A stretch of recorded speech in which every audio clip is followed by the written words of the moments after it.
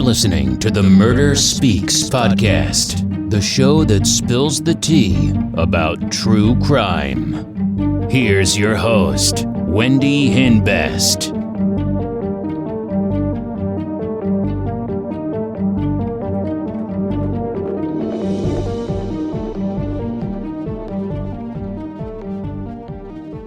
Hey, welcome back. So today's real crime story is about 44-year-old Diane Grant from Dorchester County, South Carolina, and her two children, 20-year-old Jatavios DeVore and 14-year-old DeAnna DeVore. July 10th, 2007, at the Archdale Forest apartment complex on Dorchester Road in North Charleston, the police found 44-year-old Diane Grant and her 20-year-old son shot and killed. 14-year-old DeAnna DeVore was not found at the scene. They found her body later, lying outside by an electrical box. She was naked from the waist down, and she was shot at close range. The police found Diane's grandchildren sleeping unharmed. They found high-velocity blood spatter, and they found shoe impressions at the scene, and shell casings, which came from a .40 caliber gun. But no firearms were found at the apartment, and there was no sign of forced entry. They also found shoe imprints and shell casings where DeAnna's body was found. The shell casings came from the same caliber gun as what was found in the apartment. The police questioned Diane's ex-husband. The murder took place between 2 a.m. and 3 a.m., and he tells the police he was at home sleeping, and his alibi was confirmed. They find semen in DeAnna, which confirms DeAnna was sexually assaulted. Ballistics examiners processed the shell casings at the crime scenes, and they find out that the gun was used in two other crimes. One that took place on March 4th, 2007, outside of a nightclub in North Charleston, and March 20, 2007, in a drive-by shooting near some townhomes. A man named Xavier Walker was seen in the car. He was in the car at both shootings. He tells police who did the shooting, a guy by the name of Anthony Sanders. The police subpoena their cell phone records, and it shows that Anthony Sanders made two phone calls, one at 2:05 a.m. and one at 2:25 a.m.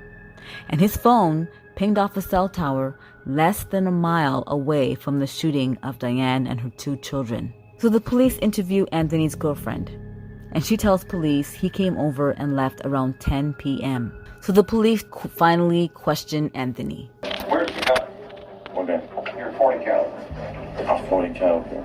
I don't know.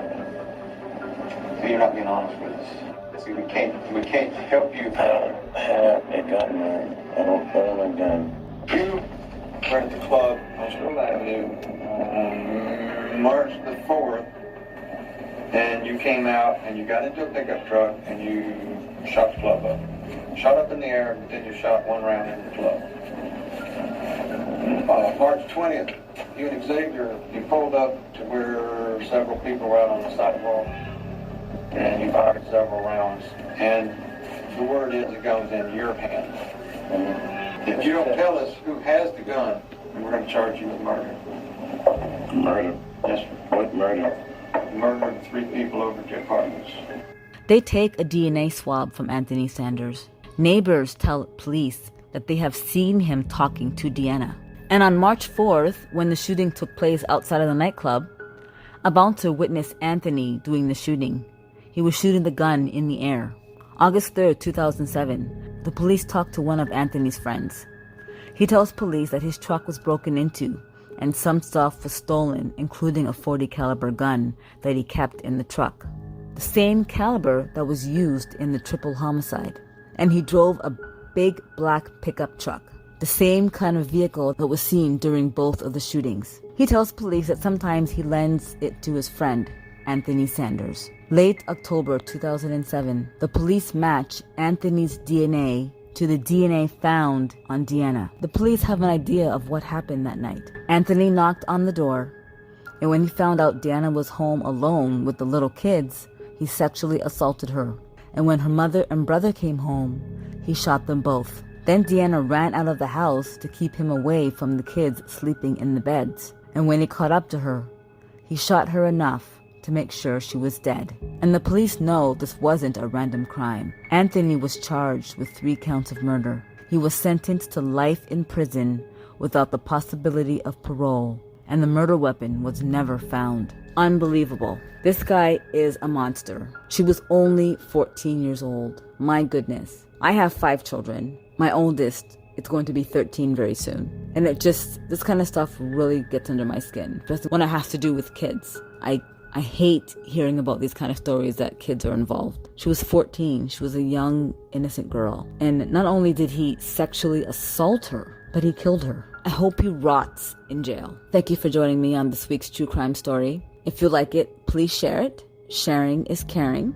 And if you are a true crime addict like me, check out my store, crystalkiss.com. That's Crystal with a K for some murder merch.